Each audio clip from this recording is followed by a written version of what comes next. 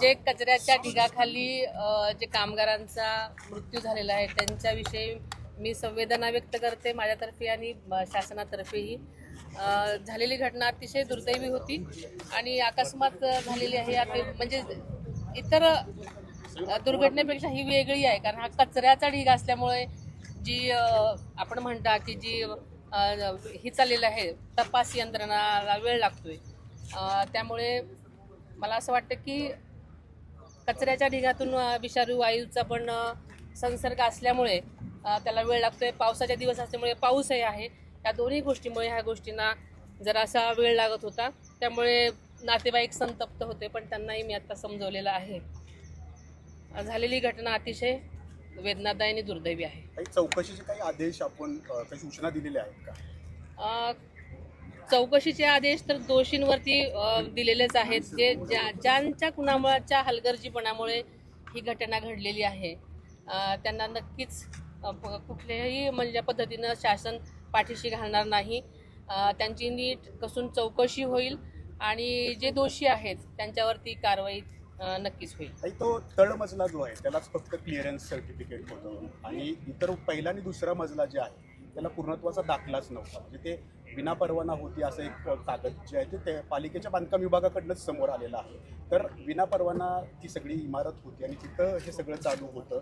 पालिकेचंही दुर्लक्ष झाल्यासारखं दिसतं. आता ह्या घटनेनंतर अनेक गोष्टी समोर होत आहेत. चौकशा चालू आहेत आणि चौकशी अंती जे काही निर्णय होतील, जे काही निर्णय समोर येतील, जो काय अहवाल समोर होईल त्याच्यानुसार शासन नक्कीच कारवाई करेल. वहिनी, या सगळ्या प्रकरणी नातेवाईकांनी आरोप असा केलाय की पाठीमागच्या गेटला ॲम्ब्युलन्स लावतात, जे काही होतंय ते आमच्यापर्यंत पोहोचवा. आम्ही 3 दिवस झालं मुक्काम इथं करतोय, ऑपरेशन तुम्ही करा, पण आम्हाला सत्यता कळवा. तुम्ही नातेवाईकांशी काय बोललात का? दुपारी देखील नातेवाईक अक्षरशः रडत तिथं गेलेले, लपून छपून बॉडी बाहेर काढली जाते असं त्यांचा आरोप आहे. नाही, आत्ताच काही नातेवाईकांनी मला सांगितलं की एक जी बॉडी होती ती त्यांना न माहिती होता बाहेर दुसऱ्या साईडने गेली असं त्यांचं म्हणणं आहे. पण तसं खरं करण्याचं काहीच कारण नव्हतं. पण मी त्यांना सांगितलेलं आहे की आता इथून पुढे जे काही बॉडीज निघतील त्या नातेवाईकांना अगोदर दाखवा, कारण ते जवळजवळ 2-3 दिवसापासून वाट पाहत आहेत आणि आपलं घरचं माणूस गेल्यानंतर ज्या संवेदना असतात त्या त्यांच्या आहेत आणि त्यांना त्यामध्ये पहिली बॉडी दाखवा. असे काही म्हणजे घोळ होऊ देऊ नका, कारण सेन्सिटिव्ह गोष्टी आहेत सगळ्या आणि आपण त्यामध्ये तारतम्य बाळगणं अतिशय गरजेचं आहे. मगाशी आयुक्तांचा आणि नातेवाईकांची बरीच चर्चा झाली आणि नातेवाईकांनी अनेक मागण्या केलेल्या आहेत. आयुक्तांनी कदाचित तुम्हाला सांगितलं असेल, तर त्या मागण्या पूर्ण करण्याच्या अनुषंगाने आर्थिक मदत असेल, नोकरीच्या अनुषंगाने असेल, बऱ्याच मागण्या आहेत आणि त्यांना त्याच्यात एक शाश्वती मिळत नाही आहे किंवा एक शब्द मिळत नाही आहे. तर ते त्यासाठी बऱ्याच हे करतात की लेखी काहीतरी मिळावं. आता आम्हाला कंपनीतर्फे ज्या काही ते हेल्प करणार आहेत, जी काय मदत देणार आहेत त्याच्याविषयी सांगितलेलं आहे. पण आणि सरकार प्रत्येक मृत व्यक्तीला 5 लाख रुपये देतात आणि जखमींची सगळी खर्च करतो. पण महापालिका पण जखमींना आणि मृतांना 10 लाख रुपये देण्याचं त्यांचं ठरलेलं आहे. पण नातेवाईकांची अशी इच्छा आहे की प्रत्येक व्यक्तीमागं गेलेल्या 1 कोटी रुपये मिळावे. ते आम्ही सगळेजण आता याबाबत चर्चा करू आणि जो काही योग्य निर्णय असेल तो आपल्याला सांगितला जाईल. वहिनी, गेल्या 4था दिवस आहे आज. आम्ही काही नातेवाईकांशी गेल्या 2 दिवसापासून बोलतोय.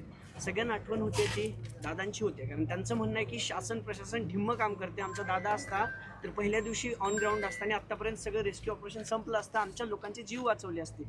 दादा नाही म्हणून सगळा ढिसाळ कारभार या पिंपरी चिंचवडमध्ये चालू आहे असा आरोप नातेवाईकांनी केला. खरं तर आपल्याला माहिती आहे सगळ्यांना की अधिवेशन चालू होतं आणि अधिवेशनचा शेवटचाच 2-3 दिवस होते. अनेक महत्त्वाच्या गोष्टी होत्या.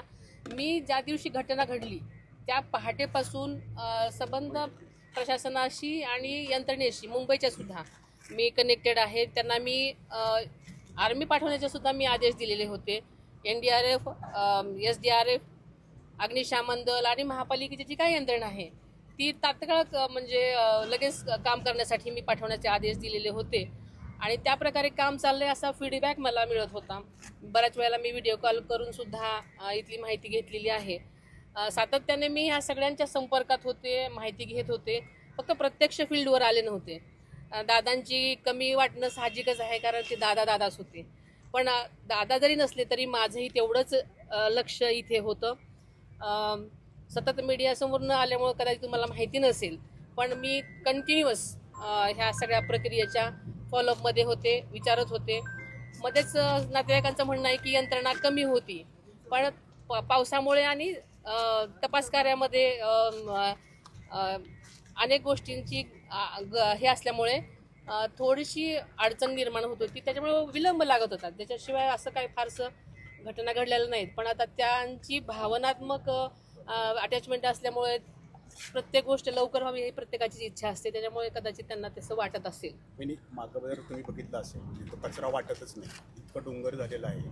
कचऱ्याची विल्हेवाट लावण्यामध्ये पालिका कुठं कमी पडते असं वाटतंय का, जेणेकरून त्यामुळेच ती घटना घडलेली आहे. इतका कचरा लागेपर्यंत नेमकं पालिका करते काय? म्हणजे अनेक वर्षापासून स्वतः आयुक्तांनी पण सांगितलं की 40 वर्षापासून हा कचरा येत आहे, मग 40 वर्ष फक्त बघ्याचीच भूमिका घेण्यात आली. मागच्या काही वर्षामध्ये आदरणीय दादांनी सुद्धा या बाबतीमध्ये अनेक गोष्टी करण्याचे आदेश दिलेले होते, पण त्याच्यानंतर मला अजून ह्याची काही अजून चौकशी पूर्ण केलेली नाही. मला त्याची अजून माहिती घेणं गरजेचं आहे आणि याच्यानंतर मग मी तुम्हाला या बाबतीमध्ये उत्तर देऊ शकतो. कचऱ्याची विल्हेवाट लावण्यासाठी कोट्यवधीचे टेंडर काढले जातात, मग पैसा जातो कुठे? कचरा वर्षानुवर्ष आहे तिथेच आहे, मग एवढं टेंडर काढून देखील काम होत नाहीये. आता या निमित्तानं नाही, मग त्यांनी तर चौकशी या निमित्तानं सगळ्याच बाबतीमध्ये कसून चौकशी होईल, तसे आदेशही मुख्यमंत्री साहेबांनी दिलेले आहेत आणि जो काही रिपोर्ट येईल त्याच्यावरनं ह्या पुढच्या गोष्टी ठरतील. म्हणजे नातेवाईकांची इच्छा आहे की कंपनीकडे परमनंट जॉब नकोय, महापालिकेत सरकारी नोकरी लागली पाहिजे, त्याच्यामध्ये काही आता या बाबतीमध्ये आम्ही महापालिका, सरकारी यंत्रणा आणि सगळेच आम्ही कंपनी सगळेजण एकत्र बसून आम्ही चर्चा करू आणि जो योग्य त्यांचं असं म्हणणं आहे वहिनी की इथंच त्यांच्या घरातल्या व्यक्तीचा मृत्यू झालाय, परत इथंच नोकरी, तर आम्हाला त्याच वेदना त्याच आठवणी परत येतील, म्हणून त्यांची अशी मागणी आहे की वेगळ्या ठिकाणी किंवा महापालिकेच्या ज्या काही मागण्या असतील त्याची आपण साधक बाधक चर्चा सगळ्यांची करू आणि जो काही निर्णय असेल तर तो येईलच आपल्यापर्यंत.